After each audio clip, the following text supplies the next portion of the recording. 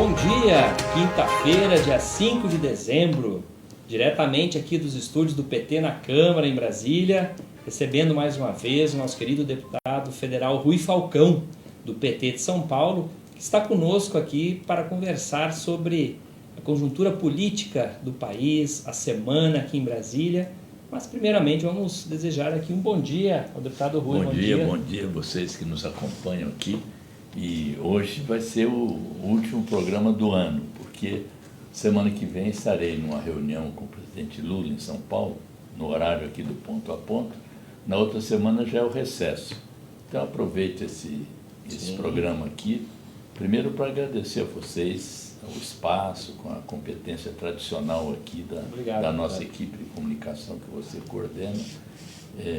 Também para agradecer os internautas, as pessoas que nos acompanham, que mandam sugestões, que nos estimulam, e desejar a todos e todas vocês um Natal junto com a família, com muita alegria, e que o ano que vem a gente possa ter melhores notícias, porque esse desgoverno Bolsonaro está acabando com a população e com o país. Então, me despeço aqui e espero que o ano que vem a gente possa continuar nessa interação, nesse diálogo que fazemos todas as quintas-feiras, às 9h30. Com certeza. Para você que está chegando agora aqui na nossa audiência, estamos com o deputado federal Rui Falcão, do PT de São Paulo, que toda semana, às quintas-feiras, nos oferece essa análise de conjuntura da situação política do país, dos projetos que são debatidos, discutidos aqui no Parlamento em Brasília. E certamente, deputado, nós também da equipe de comunicação do PT na Câmara, ficamos muito felizes em poder compartilhar desse momento aqui com o senhor, com as suas lúcidas e necessárias análises sobre a política nacional. Mas, deputado, a sua atuação neste ano, ela foi diversa aqui no Parlamento, mas de agosto para cá o senhor tem dedicado um esforço muito grande na CPMI, a Comissão Parlamentar Mista de Inquérito, que discute as fake news, as notícias falsas aqui em nosso país. E ontem a deputada Joyce Hasselmann prestou um depoimento e o senhor ficou mais de 7 horas lá na CPMI.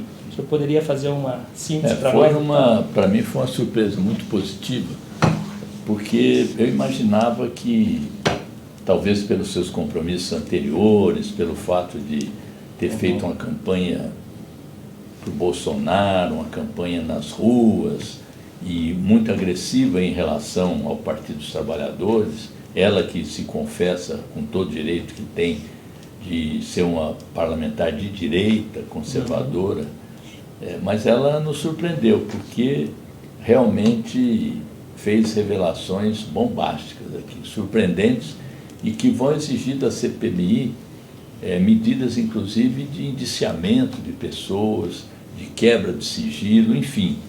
Então, resumidamente, o que a deputada revelou ontem, e citaram até um provérbio de João, Sim, que o presidente gosta muito de falar: conhecerás a verdade e ela vos libertará. Eu disse para a deputada que ela ontem fez um ato de libertação do seu passado. Olha. Primeiro, ela fez juramento de falar a verdade, que é uma coisa, para quem é convidado, é dispensável. Só quem tem que fazer juramento são as pessoas que são convocadas e vêm ou como testemunho ou como indiciado. Então, primeiro, ela fez esse compromisso de dizer a verdade. Segundo, apresentou uma documentação muito grande, com posts, com tweets, todos eles periciados por um perito muito renomado lá de São Paulo, e deixou tudo à disposição da CPMI. Secundando-a, o deputado Alexandre Frota agregou assim um pacote de documentos também que a CPI deverá processar e analisar.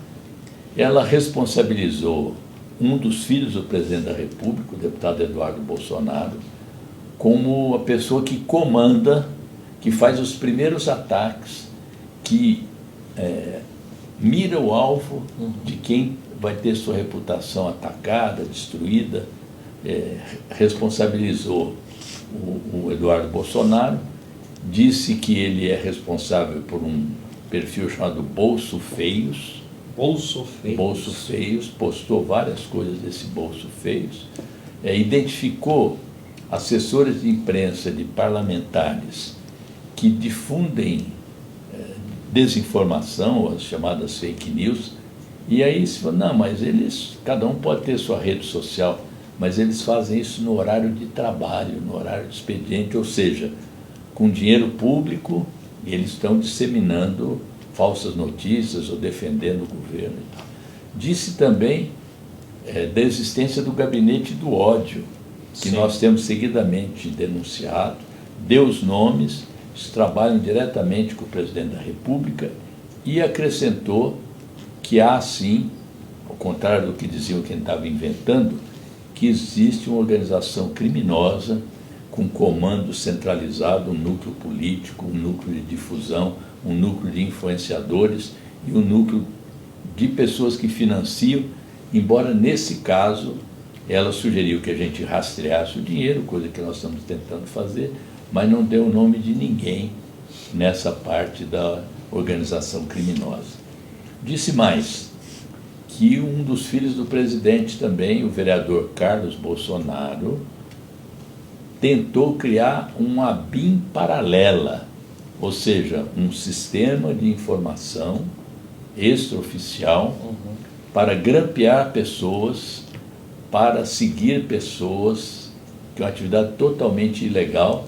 Ele acusou o filho do presidente de tentar montar um ABIN. E disse mais, que esse Carlos Bolsonaro teria indicado o coordenador da ABIN, da Agência Brasileira de Inteligência. Então, essas foram algumas das revelações, além dela listar 2 milhões de robôs que estariam associados ou à conta do presidente da República ou à conta do Eduardo Bolsonaro. E disse que já na divulgação agora do partido que o presidente pretende criar, existem pelo menos 40 mil robôs atuando. E ela disse também, citando informação de peritos em tecnologia da informação, que cada disparo por robô para milhares de pessoas custa pelo menos R$20 mil, o que exige, para esse volume de fake news que são disparadas diariamente, exige um volume muito grande de dinheiro. De recursos. Então, quem financia isso é uma das tarefas da CPMI no próximo período. Já na próxima semana, talvez esteja aqui o empresário Paulo Marinho, que é suplente do senador Flávio Bolsonaro, que cedeu a sua mansão para as gravações do presidente Bolsonaro quando era candidato, e também lá tinha um núcleo de propagadores de fake news, que era a chamada campanha paralela.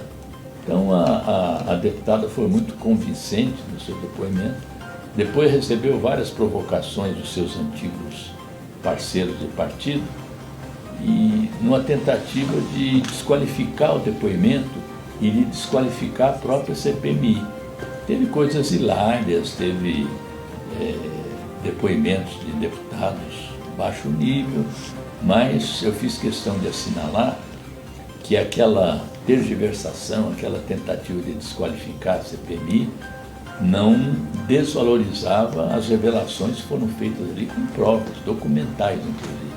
Então os próximos passos de análise desse material, de novas convocações e tal, certamente nós vamos chegar ao ano que vem com muita informação, e esse clima que a deputada ontem relatou é bem o clima de como transcorreram as eleições de 2018. Sim.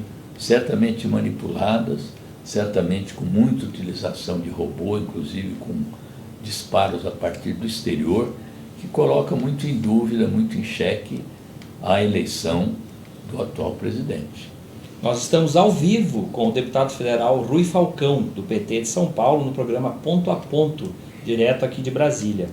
Nas redes sociais ontem, deputado, no seu Twitter, aliás, para você que nos acompanha, siga o deputado Rui Falcão também no Twitter, no Facebook, no Instagram, em todas as redes sociais, para que você conheça o trabalho do deputado aqui em Brasília e também no estado de São Paulo. Mas o senhor tuitou ontem, urgente, na CPMI das fake news, deputada Joyce Hasselmann revela um gasto de quase R$500 mil para perseguir desafetos. Né? Ela fez essa revelação também com dinheiro público, né, do uso. E ela nominou vários assessores também, deu nomes, foi uma coisa muito impactante o depoimento dela. Porque ela trouxe provas, né, PowerPoint, Isso, né, imagens. Tudo periciado, né? Tudo periciado, né? Isso é muito importante, né? E ela também, eu logo após o depoimento, eu requisitei, vou encaminhar por escrito o requerimento, primeiro que ela disponibilizasse todas as investigações que ela está fazendo para identificação de IPs, que ela está fazendo, pediu para policiais fazerem isso. Segundo, para que ela prestasse um depoimento sigiloso ao presidente e à relatora, com os nomes que ela não quis revelar, e com os fatos que ela, por ter conversas pessoais e tal, não quis revelar. Terceiro, pedi também que ela entregasse o print de uma mensagem, acho que um WhatsApp ou um Twitter, passado diretamente do celular do presidente da República para ela, em que ele teria chamado as deputadas de prostitutas. E eu ainda perguntei, mas são deputadas da oposição? Não, generalizadamente, mas com foco nas deputadas que apoiam o governo, chamou-as de prostitutas. Então eu pedi para ela disponibilizar esse print também que ela diz ter. E para que a gente enviasse também, isso é importante. Sim. Ela o tempo todo disse que queria preservar a instituição Presidência da República. E portanto, foi muito cautelosa ao falar do presidente, dizendo que a existência do gabinete do ódio, que o Carlos Bolsonaro circulava e despachava no Palácio do Planalto, que ela achava que o presidente não tinha conhecimento. Então eu também requeria a presidência da CPMI que formalmente comunicasse ao presidente da República a existência desse gabinete do ódio, a existência de um puxadinho no Palácio, como ela disse, e para que ele se manifestasse, ou que ele desbaratasse e demitisse essas pessoas, ou caso contrário ele seria cúmplice e estaria também prevaricando, tomava conhecimento de uma ação ilegal e não a reprimia, não a dissolvia, né? Então tudo isso foi proposto ontem por mim durante os trabalhos da CPI, está lá registrado, agora a gente requer formalmente um requerimento escrito, assinado, para que a CPI possa avançar. E se efetivamente o presidente não sabe, que eu duvido, mas eu dei a ele o benefício da dúvida, ele que então, ao tomar conhecimento, inclusive do depoimento da deputada, que ele tome providência. Aliás, ontem, durante o depoimento da deputada Joyce, numa entrevista que ele concedeu, não sei bem onde, não me recordo aqui, ele teria dito, olha aí, tem um idiota prestando depoimento na CPI. Chamando de idiota a deputada. Que foi líder do governo dele, né? Isso, ela ficou meio assim, falou, não, é um ato de descortesia, de grosseria e tal, mas sempre procurando poupar, respeitosa com a instituição, digamos, como o senhor falou, presidência, apesar de quem ocupa o cargo não merecer. A outra coisa também é o seguinte, ela disse que tinha uma ação de moderação junto ao presidente. Por exemplo, grupos moderados, quando ele não quis convidar presidentes de outros países de quem ele não gosta para a posse, ela falou, olha, presidente, isso não pode, está errado e tal. E agora, inclusive, ele está convidando para a reunião do Mercosul. Lá em Bento Gonçalves, hoje no Rio Grande do Sul. O presidente fake da Venezuela para a reunião. Da Bolívia, né? O governo interino da Bolívia, né? Isso. Não, convidou o Guaidó também. O Guaidó também, certo. Desculpa, que eu... E não está convidando o presidente eleito da Argentina. Isso. Mas então, ela falou que cumpria esse papel de moderação que o general Santos Cruz também, que o general Santa Rosa, que denunciou, e eu citei lá, os meninos de 29 a 32 anos que cercam o presidente e promovem fake news. O gabinete do ódio. Sob a coordenação do assessor especial de Relações Internacionais, Felipe Martins, foi uma deputada. Todo mundo que cumpria um papel de moderação foi expelido do governo. Isso. O que mostra, então, que a organização criminosa venceu. Ela sentiu com a cabeça, dizendo, infelizmente... Infelizmente, é verdade. A organização criminosa parece que está prevalecendo ali nos gabinetes do Palácio do Planalto, sob o comando dos 2 filhos do presidente, segundo ela afirmou. Milicianos instalados no Palácio do Planalto. Aliás, Leite, sim, ontem tinha uma caneca na mesa, assim. Sim. Falei, olha, tem uma caneca aqui, e o deputado Felipe Barros disse que era dele a caneca. Sim. É uma caneca escrita assim, GDO, Gabinete do Ódio, GDO. Milícia Digital, e uma foto estilizada do presidente da República. Quer dizer, o Gabinete do Ódio virou até gadget, ali já tem até peça, né? Peças de divulgação. De divulgação.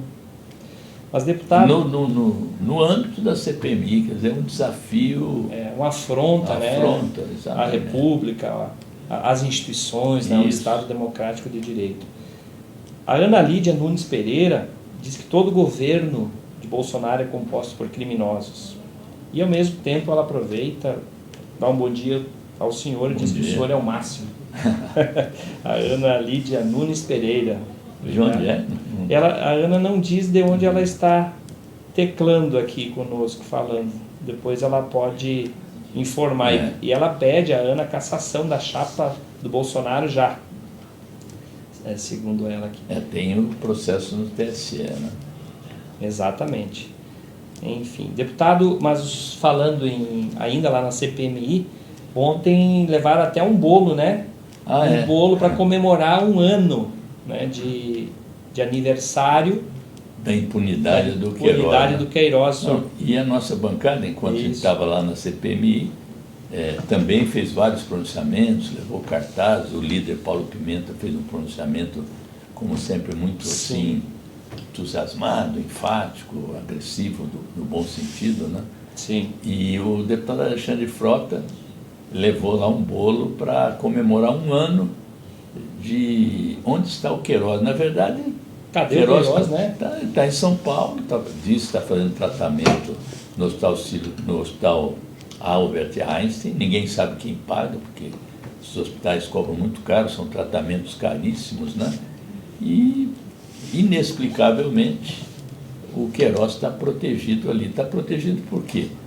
Porque tem informações sobre a rachadinha, sobre o empréstimo, entre aspas, feito à mulher do presidente da República, sobre como é que funcionavam os gabinetes lá do Flávio Bolsonaro, que, aliás, parece que vai ter o seu inquérito agora retomado, visto que o Supremo Tribunal Federal resolveu que o COAF pode sim passar, o antigo COAF, agora instituição financeira, pode passar informações independente de ordem judicial, que o inquérito fora suspenso porque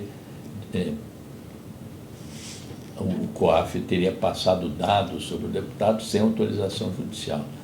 Então, a gente não consegue entender porque o Queiroz, que também transitava muito ali com outros milicianos, junto à família, junto ao clã Bolsonaro, por que ele não é ouvido pelo Ministério Público? Por que ele continua impune quando há um rigor muito grande com relação a outras pessoas que são acusadas, né? A explicação é evidente: querem acobertar, querem garantir o silêncio de uma pessoa que pode abalar toda a estabilidade do presidente da República e de sua família. A bancada do PT ontem, aqui no plenário da Câmara dos Deputados, como já lembrou o deputado Rui Falcão, promoveu um ato ontem, em protesto a um ano da impunidade do Queiroz. O Queiroz, que administra as contas da família Bolsonaro as contas ilegais dos milicianos lá do Rio de Janeiro. Teve bolo, teve laranja, né? No plenário aqui teve laranja, um bolo assim com laranja, né? No plenário, no Flickr do PT na Câmara, tem várias fotos lá para você ver como é que foi o protesto criativo, né, da bancada do PT. Eu, infelizmente, como estava lá na CPMI, só vi o bolo do Alexandre Frota. O bolo de cadê o Queiroz? Né? Cadê o Queiroz? O que o Moro está fazendo? O que a Polícia Federal vem fazendo para localizar o Queiroz, que está lá em São Paulo? Aliás, o ministro Sérgio Moro, indagado sobre a chacina de Paraisópolis. Ah, sim. Paraisópolis é aquele bairro de São Paulo onde tem o maior número de baianos de São Paulo, onde tem uma população muito criativa do ponto de vista cultural também. Fica do lado do Morumbi ali, que é um bairro de alta classe média, e aquilo incomoda muitas pessoas ali. Sim. Da elite, né? Eles estavam numa festa e a polícia entrou ali supostamente perseguindo uma moto que nunca apareceu, e agora os laudos vão mostrando que os 9 jovens que morreram, alguns morreram por asfixia, ou seja, parece que tinham levado uma gravata, pauladas com cacetete de madeira, e foram praticamente cercados num beco sem saída, espancados e provavelmente até a morte. E o ministro Sérgio Moro disse que foi uma falha técnica da PM de São Paulo, né? Então temos que reprovar isso aí. Tanto a nossa bancada aqui como a bancada de São Paulo estão exigindo a apuração desse crime. Não se trata, como eles dizem, de estar defendendo bandido. Nenhum desses jovens era bandido, mas sim dos excessos da ação policial, que não tem o mesmo comportamento quando se trata de festas da classe média, dos shows, que tem até orientação do comando da rota, de um ex-comandante da rota, para que aborde diferenciadamente as pessoas na periferia e nos jardins, por exemplo. Nos jardins boa noite, por favor, pode mostrar seu documento, e na periferia mão para o alto, abre as pernas, vagabundo. Então, nós não podemos permitir que isso continue a acontecer. É por isso que a lei de abuso de autoridade que nós votamos é também voltada para esse tipo de ação policial que na verdade constitui um dos elos da chacina de jovens negros pobres na periferia, né? A gente tem denunciado isso sistematicamente como um componente do racismo, da violência contra os pobres. Tá certo. Luvanil Xavier, de Cuiabá, manda um abraço, um bom dia para o senhor. A companheira que comentou antes é de Arroio do Sal. Arroio do Sal é uma praia lá no litoral gaúcho, né? Lá de Arroio do Sal, está aqui acompanhando, comentando. Tem mais gente aqui dando bom dia. Eva Barbosa, estamos juntos com o PT. Muita gente aqui. Depois que a gente começa a usar óculos, tem que afastar, aproximar, né? Então, ainda bem que o nosso internauta tem paciência, né, deputado? Então, deixa eu ver aqui. Zenaide, Virgínia, um bom dia para o senhor. Marco Ferreira Genaro, também desejando um bom dia. Jairo Chagas, Rui Falcão é político sério, gente em quem se pode confiar. O Jairo não disse de onde está interagindo conosco. O Marco Ferreira Genaro é de Ipameri, Goiás. A internet tem isso, né? A audiência ela é de norte a sul, leste a oeste, no mundo todo, pessoas acompanhando. Mas, deputado, tem alguns apoiadores ainda aqui do atual presidente da República. Como é que vai ser, deputado, o Natal, o Ano Novo da população brasileira, com a carne, né, o churrasquinho tradicional, o pernil de suíno no final do ano, o peru, o frango com o preço lá nas alturas, né, porque isso não existia antes.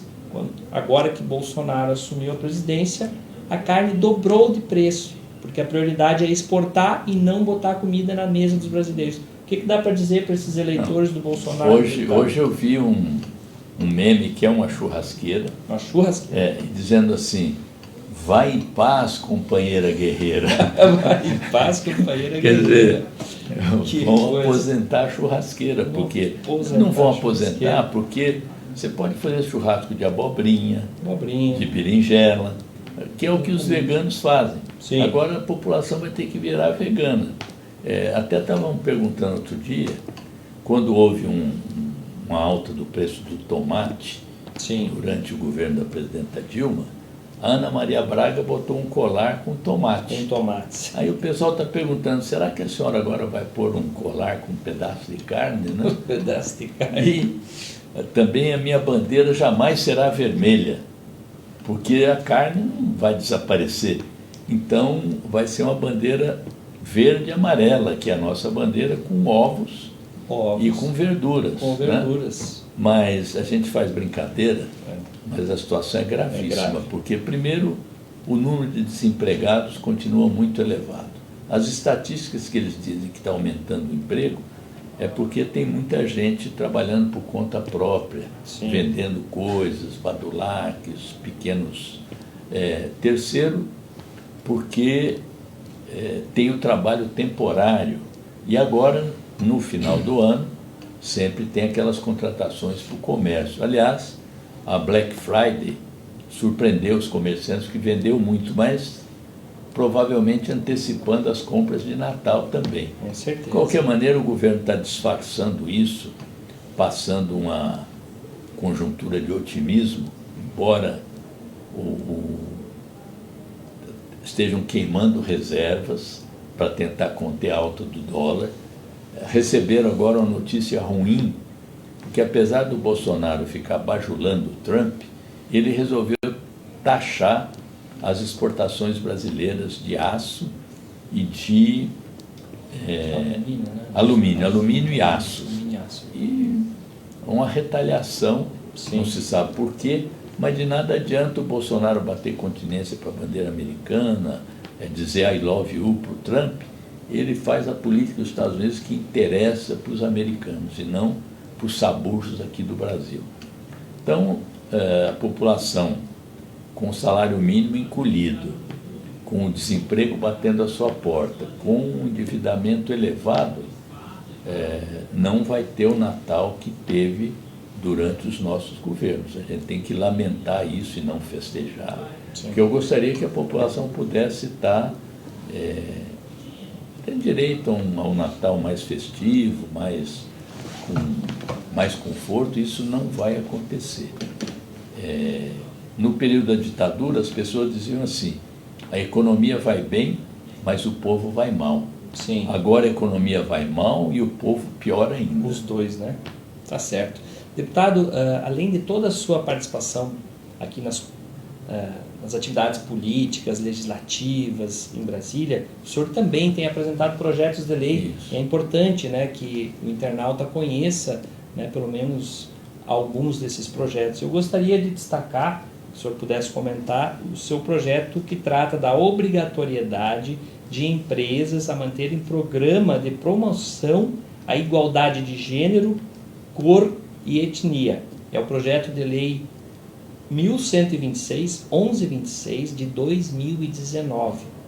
Esse projeto é muito importante, principalmente no momento atual que vivemos. Né, deputado? Então, todos os indicadores, todas as pesquisas, todos os números, até por autores internacionais como Thomas Piketty, dizem que o maior problema do Brasil é a desigualdade.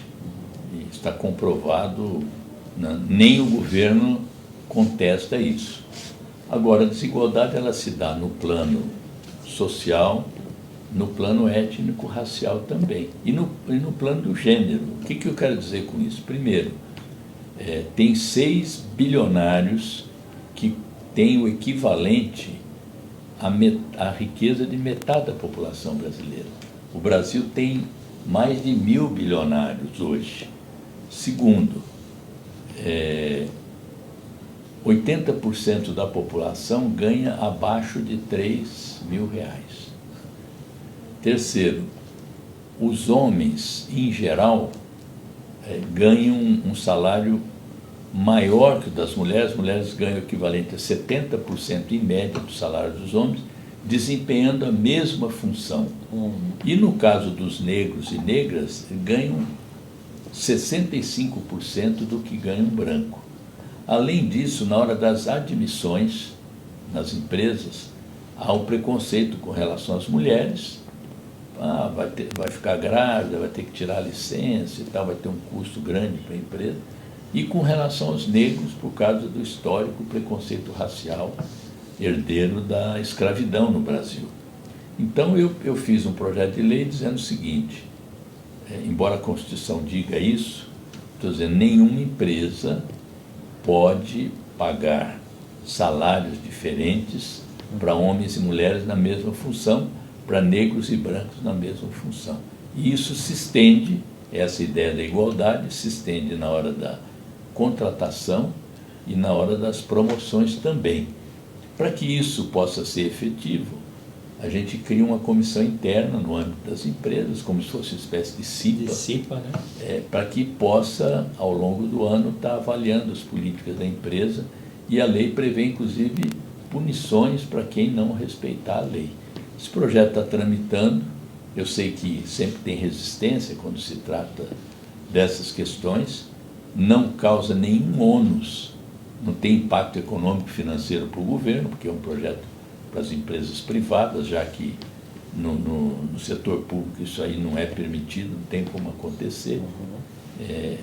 Então é um projeto importante. E agora estou finalizando um projeto que eu quero ver se apresento esse ano ainda, de defesa dos trabalhadores e trabalhadoras de aplicativos. Olha, do iFood, do Rap, do Uber. Me inspirei, inclusive, na legislação já em vigor na Califórnia, que está para ser votada em 4 estados americanos também, que dá garantias para os trabalhadores dos aplicativos. Aqui no Brasil são mais de 5 milhões. 5 milhões. Em São Paulo tem 30 mil bicicleteiros que entregam comida andando de bicicleta. Trabalham 12 horas por dia para ganhar um salário mínimo, quando muito. Sem garantia, né? Não tem seguro-desemprego, não tem seguro-acidente, não tem vínculo trabalhista. E há vários juízes do trabalho, o projeto inclusive cita decisões de especialistas em direito do trabalho, dizendo que é preciso ter um vínculo, sim, e que esses aplicativos têm que ser responsáveis pelos trabalhadores que prestam esse serviço. Tá certo. Deputado, sexta-feira, amanhã, às 18 horas, às 6 da tarde, o senhor vai fazer ainda o seu programa amanhã em São Paulo? Não, então, foi bom você me perguntar. Amanhã, nesse horário, devo estar em Volta Redonda. Volta Redonda? No Rio de Janeiro, num debate com partidos de esquerda, a respeito das eleições de 2020 em Volta Redonda. Olha. Estarei lá com a companheira Cida Diogo, que já foi deputado estadual, foi deputada federal aqui, e provavelmente vai se apresentar como pré-candidata do PT às eleições. Mas quando se reúne esses partidos, é porque a gente quer tentar, primeiro, organizar uma frente de esquerda para combater o governo Bolsonaro e a sua política de subserviência aos Estados Unidos, de entrega das riquezas, de corte de direitos, como esse agora, de querer quebrar as cotas das pessoas com deficiência, Sim. que é uma aberração, mas também para que essas frentes de esquerda possam compor, eventualmente, programas conjuntos para as eleições municipais, quando for o caso, concentrar esforços em torno de uma única candidatura, quando não for possível, se preparar para o segundo turno, apoiando algum desses candidatos que for para o segundo turno, mas principalmente programas comuns de políticas públicas para as cidades e para que nas eleições a gente possa fazer um plebiscito também contra o bolsonarismo no país, em defesa da democracia. Em São Paulo, inclusive, o deputado Zaratini está liderando esse processo de organizar debates com essas características e, inclusive, se for o caso, introduzir na nossa prática política as primárias. Que existe aqui em outros países do continente, em que várias candidaturas do campo popular constroem um programa comum, ouvindo a população, e depois convida a população a escolher um candidato. Olha só. E aí faz o compromisso de governo para aquele candidato que for mais votado, como é o caso da Frente Ampla no Uruguai. Então são debates que precedem, na nossa opinião, até o lançamento de nomes. Primeiro o programa, primeiro ouvir as pessoas, as cidades, para depois então escolher os nomes que vão representar o PT ou outros partidos. Então estarei lá em Volta Redonda e no sábado, no Rio de Janeiro, para uma palestra também com apoiadores do PT sobre as resoluções do nosso 7º Congresso. Tá certo. Então o pessoal fala, mas lá não tem voto para você tem eleito. Não, mas faz parte da nossa atividade, construir partido, fazer o debate de ideias na sociedade, independente se é o nosso colégio eleitoral ou não. Tá certo. Nós queremos, deputado, aqui mais uma vez agradecer, né, pela parceria deste ano aqui no Ponto a Ponto, ao senhor, a sua equipe do gabinete aqui de Brasília, também São Paulo, a Andréia, né, que é jornalista lá, que sempre também nos auxilia aqui nas pautas, e dizer que no ano que vem queremos contar novamente com o senhor aqui. O trabalho, é até bom que todos saibam, dos deputados não se encerra, mesmo no recesso, né, os parlamentares têm atividades no estado, né, onde moram, com sindicatos, prefeitos, vereadores, associações, né, recebendo demandas. O deputado não trabalha só de terça a quinta, como a grande imprensa diz.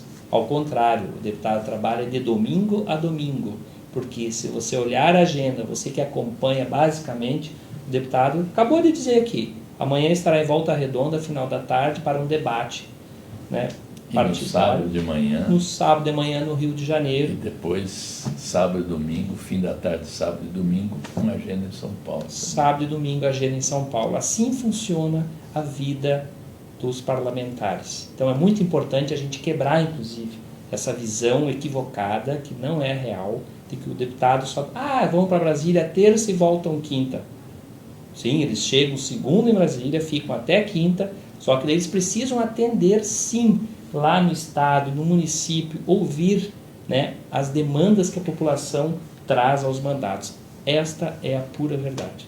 Tá? Muito obrigado, o senhor pode fazer sua consideração final aí, né? Bom, eu fiz a despedida no início do programa, mas reitero aqui então, reafirmo que espero que vocês possam conviver com suas famílias no Natal, mesmo com essas dificuldades, que o ano que vem seja melhor para nós todos e vamos lutar por isso. E estaremos aqui depois, em fevereiro, espero que o Leite guarde aqui o horário para mim, às quintas-feiras, às 9h30. Tá, ok. Muito obrigado, um bom dia e continue acompanhando a programação do Facebook PT na Câmara também. E não esqueça de ir lá compartilhar, também convidar seus amigos para conhecer as redes sociais do deputado federal Rui Falcão, do PT de São Paulo. Um bom dia.